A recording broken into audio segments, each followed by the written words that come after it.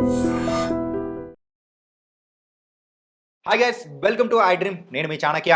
And ఇప్పుడు మన personal financial advisor Vijay కర్ణం గారితో నేను ఒక ఇంట్రెస్టింగ్ కాన్సెప్ట్ అనేది కూడా నేను అడగబోతున్నాను. అది కూడా మన ఇన్వెస్ట్మెంట్ ప్లాన్స్లో ఎవరైతే రిటైర్ అయిన వాళ్ళు, వాళ్ళు అమౌంట్ నుంచి మంత్లీ ఇన్కమ్ తీసుకోవాలనుకుంటున్న వాళ్ళకు మరి ఈ వీడియో అనేది చాలా చక్కగా ఉపయోగపడుతుంది. మరి వాళ్ళ దగ్గర ఉన్న ఇన్వెస్ట్మెంట్ ప్లాన్ ఎంతో చెప్పనా? 2 CR ఉందనుకోండి. ఆ 2 CR ఇన్వెస్ట్మెంట్ చేసిన తర్వాత మంత్లీ ఎంత ఇన్కమ్ తీసుకోవచ్చు అనే దాని గురించి కూడా విజయ్ కర్ణం గారితో కూడా మాట్లాడదాం. మరి తెలియదు ఎందుకు సార్, నేను తెలుసు. Hi sir. హలో అండి. సార్, రిటైర్ అయిపోయిన పెద్ద మనిషి ఒక ఆయన ఉన్నారు సార్. కొంచెం హై ప్రొఫైల్. ఏంటంటే ఆయన దగ్గర లైఫ్ టైమ్ సేవింగ్స్ కానీ, రిటైర్మెంట్ అయిన తర్వాత వచ్చే అమౌంట్ కానీ టోటల్గా అప్రాక్సిమేట్లీ 2 CR వరకు ఉంది. ఈ 2 CR పెట్టిన తర్వాత, అంటే ఇన్వెస్ట్మెంట్ చేసిన తర్వాత మంత్లీ ఎంత ఇన్కమ్ తీసుకునే ప్లాన్ మీ దగ్గర ఏమన్నా ఉందా? షూర్ అండి. ఫస్ట్ మనం కన్సిడర్ చేయాల్సింది ఈ 2 CR వాళ్ళకి వేరే ఏం రిక్వైర్మెంట్స్ ఉందా లేదా అని కన్సిడర్ చేయాలి. అంటే వేరే ప్లాన్స్ అయితే ఏం లేవు, వేరే రిక్వైర్మెంట్స్ ఏం లేవు. ఓన్లీ దీని నుంచి మంత్లీ ఇన్కమ్ జనరేట్ చేసుకోవాలి. వాళ్ళు వేరే ఎక్కడైనా కమర్షియల్ ప్రాపర్టీస్లో కానీ, వేరే ఎక్కడైనా రెంటల్ ప్రాపర్టీస్లో దానికంటే బెటర్గా ఎట్లా ప్లాన్ చేసుకోవాలో మనం చెప్పొచ్చు అండి. Using mutual funds, okay, using SWP systematic withdrawal plan. Just same concept మనం యూజ్ చేసేదే, కాకపోతే కొంచెం రిఫైన్డ్ చేయొచ్చు, దీన్ని ఇంకా బెటర్గా చేయొచ్చు. ఎందుకంటే కార్పస్ కొంచెం పెద్దది కాబట్టి, బియాండ్ 1 CR కాబట్టి ఇంకా బెటర్గా ప్లాన్ చేయొచ్చు అనమాట. ఓకే.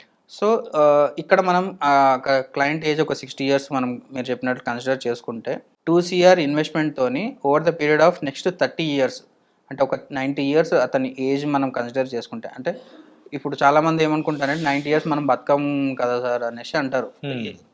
నెక్స్ట్ స్ట్రేట్ క్వశ్చన్ ఇదే వస్తుంది. కానీ నేను ఏమంటానంటే వాళ్ళ స్పౌస్ బతికే ఉంటారు కదా. ఇప్పుడు హస్బెండ్కి 90 years బతకకపోవచ్చు, కానీ మేడం ఎవరైతే ఉంటారో తను మాత్రం అట్లీస్ట్ ఒక 70 to 80 years ఉంటారు కదా.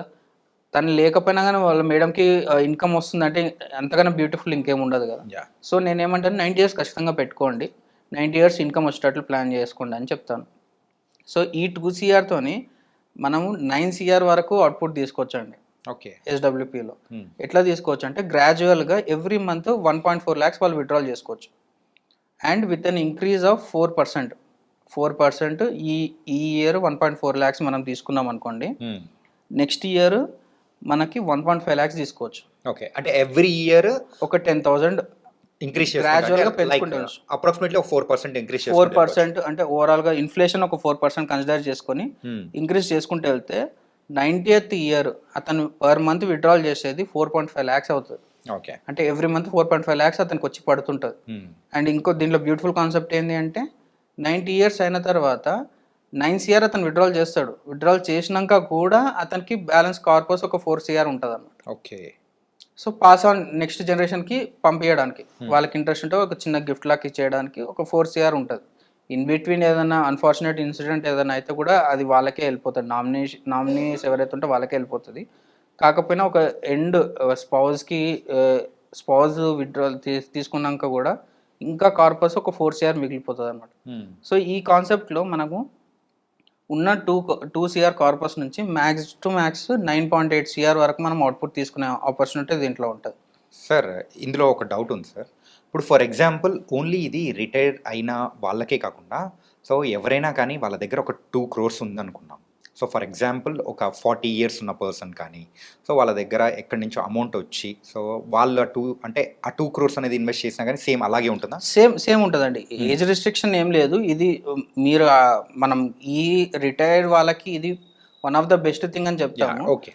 40 years అయిన వాళ్ళు తీసుకోవచ్చు, 30 years వాళ్ళని తీసుకోవచ్చు. వాళ్ళకి మంత్లీ రిక్వైర్మెంట్ ఉంది, మంత్లీ ఇన్కమ్ రిక్వైర్మెంట్ ఉంది అంటే ఇట్లా తీసుకోవచ్చు.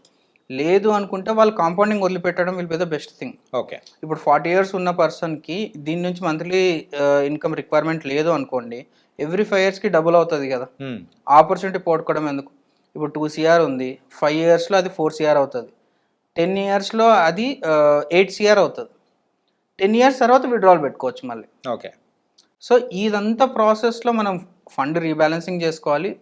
ఈ 2 CR ఒకటే ఈక్విటీ ఫండ్లో పెట్టకుండా డిఫరెంట్ టైప్స్ ఆఫ్ ఫండ్స్లలో ఇన్వెస్ట్ చేసుకుంటూ దాన్ని పీరియాడికల్గా రీబ్యాలెన్స్ చేసుకుంటూ దాని పర్ఫార్మెన్స్ ట్రాక్ చేసుకుంటూ ఉంటే విల్ బీ అన్న సేఫర్, ఈజీగా వెళ్ళిపోవచ్చు అండి. దీనిలో కన్సిడర్ చేసింది కూడా నేను 13% మాత్రమే కన్సిడర్ ఇట్స్ చేస్తాను. An average. యావరేజ్ 12 to 15% మధ్యలోనే తీసుకుంటాను ఏ క్యాలిక్యులేషన్ తీసుకున్నా కూడా. Hmm. సో ఓవరాల్గా ఆ 2 CRలో కూడా మనం అలొకేషన్ కూడా డిఫరెంట్ టైప్స్ ఆఫ్ ఫండ్స్ తీసుకొని, కొన్ని అగ్రెసివ్ ఫండ్స్, కొన్ని కన్జర్వేటివ్ ఫండ్స్ తీసుకొని లాంగ్ రన్లో ఈ ఇయర్ ఒక ఫండ్లోకి వెళ్ళి విత్డ్రాల్ పెట్టుకొని నెక్స్ట్ 3 years తర్వాత ఒక ఫండ్లోకి వెళ్ళి విత్డ్రాల్ పెట్టుకోవడం, వచ్చిన ప్రాఫిట్స్ని మళ్ళీ డెట్ ఫండ్స్లోకి మూవ్ చేసుకొని అక్కడ నుంచి విత్డ్రాల్ చేసుకోవడం, different types of strategies depends on the individual అనమాట. సో ఇప్పుడు మీరు అన్నట్లు 40 years ఉన్న పర్సన్కి వేరే రకంగా డీల్ చేయాల్సి ఉంటుంది. ఎక్కువ ఏజ్ ఉన్న వాళ్ళు ఎక్కువ రిస్క్ తీసుకోరు కాబట్టి వాళ్ళకి ఎక్కువ కన్జర్వేటివ్ తీసుకోవాల్సి ఉంటుంది. ఓకే. ఇప్పుడు అంటే ఇక్కడ పర్సన్ యొక్క పర్సనల్ థింగ్స్ ని బట్టి కూడా వాళ్ళ Exactly. ఏజ్ తగ్గట్టు కూడా వాళ్ళ ప్లాన్స్ తగ్గట్టు కూడా మనము ఎగ్జాక్ట్లీ ప్లాన్ అనేది మారుస్తూ ఉంటాం. Exactly okay. ఎందుకు అంటే ఇప్పుడు కొంతమందికి లైఫ్ టైం సేవింగ్స్ అవుతాయి 2 CR, యా. కానీ కొంతమందికి 2 CR will be the one of the income అవుతుంది. ఇప్పుడు వాళ్ళకున్న అన్ని ప్రాపర్టీస్లో ఇది వన్ ఆఫ్ ద అసెట్ అవుతుంది కొంతమందికి ఇదే మెయిన్ ఇన్కమ్ అవుతుంది. ఇదే మెయిన్ ఇన్కమ్ ఉన్న వాళ్ళకి, వన్ ఆఫ్ ద ఇన్కమ్ ఉన్న వాళ్ళకి సేమ్ ఫండ్స్ చెప్పొద్దు మనం. సో ఇదే మెయిన్ ఇన్కమ్ ఉన్న వాళ్ళకి కంప్లీట్ కన్జర్వేటివ్గా వెళ్ళాల్సి వస్తుంది. అంటే వాళ్ళ మెయిన్ క్యాపిటల్ని పోగొట్టకుండా జాగ్రత్తగా కాపాడుకుంటే రిటర్న్స్ జనరేట్ చేయాల్సి ఉంటుంది. ఇది వన్ ఆఫ్ ద ఇన్కమ్ ఉంది అనుకున్న వాళ్ళకి అగ్రెసివ్ తీసుకొని వాళ్ళకి ఎక్కువ రిటర్న్స్ జనరేట్ చేసి వాళ్ళకి ఉన్న దాంట్లో ఎక్కువ బెనిఫిట్ చేయడానికి స్కోప్ ఉంటుంది అనమాట. ఓకే. సో డిపెండ్స్, అంటే వాళ్ళ ఇండివిజువల్ క్లయింట్ ప్రొఫైలింగ్ మనం ఎప్పుడైతే చేస్తామో మనకి క్లారిటీ వస్తుంది వాళ్ళకి ఏం రిక్వైర్మెంట్ ఉంది, వాళ్ళు రిస్క్ ఎక్కువ తీసుకుంటారా తీసుకోరా, వాళ్ళకి నిజంగా రిస్క్ అవసరమా లేదా కూడా చెప్తాం. కొంతమంది 60 years క్రాస్ అయిన వాళ్ళు నేను కంప్లీట్ స్మాల్ క్యాప్లో ఇన్వెస్ట్ చేస్తాను, హైలీ అగ్రెసివ్ ఫండ్స్ కావాలి నాకు అనేసి చెప్తారు, అడుగుతారు కొంతమంది. నేను అంటాను వద్దు, మీకు అసలు అవసరం లేదు, మీకు కావాల్సింది రిటర్న్స్ నేను తీసుకొస్తాను. అంటే ఎట్లా అనేది ఫండ్స్, ఏ ఫండ్స్ అనేది నేను చెప్తాను, కానీ మీకు అగ్రెసివ్ ఫండ్స్ అవసరం లేదు. మీకు main income monthly income requirement, మీరు మెయిన్ రిక్వైర్మెంట్ మంత్లీ ఇన్కమ్ కావాలి. మంత్లీ ఇన్కమ్ని రీచ్ చేద్దాం మనం, ఆ గోల్ని రీచ్ చేద్దాం. ఎక్కువ రిటర్న్స్ కోసం వెళ్ళి మెయిన్ క్యాపిటల్ని రిస్క్లో పెట్టడము, ఆ వాల్టిలిటీని మీరు తట్టుకోలేరు, అప్పుడు మళ్ళీ మ్యూచువల్ ఫండ్స్ వద్దనేసి వెళ్ళిపోతారు అన్నమాట. రైట్. సో అట్లా కాకుండా కన్జర్వేటివ్ ఎవరికి వెళ్ళాలి, అగ్రెసివ్ ఎవరికి వెళ్ళాలి అనేది డిపెండ్స్ అనమాట. ఆ ఇన్వెస్టర్కి కానీ ఆ క్లయింట్కి రిక్వైర్మెంట్ బట్టి మనం చేంజ్ చేస్తూ ఉంటాం అన్నమాట. Okay. Nice. That's how it is.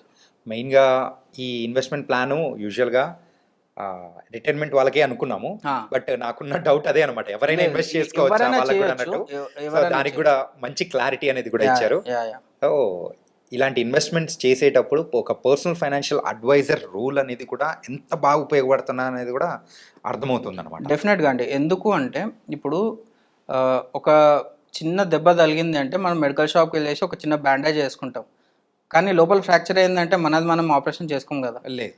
So ఇంటెన్సిటీని బట్టి ఇప్పుడు మీరు ఎప్పుడైతే క్యాపిటల్ పెరుగుతుంది అన్నప్పుడు డెఫినెట్గా ఒక అడ్వైజర్ రోల్ అనేది ఒక పెద్ద సర్జన్తో సమానం అనమాట. మీకు ఒక సర్జన్ మీకు చెప్తారు అసలు ఫ్రాక్చర్ అయిందా, అది హెయిర్ లైన్ ఫ్రాక్చర్ అయిందా, లేకపోతే కంప్లీట్ బ్రేక్ డౌన్ అయిందా, లేకపోతే అక్కడ కంప్లీట్గా కొత్తగా స్టీల్ రాడ్ వేయాలా, లేకపోతే అసలు అవసరం లేదా అనేది మీకు చెప్తారు.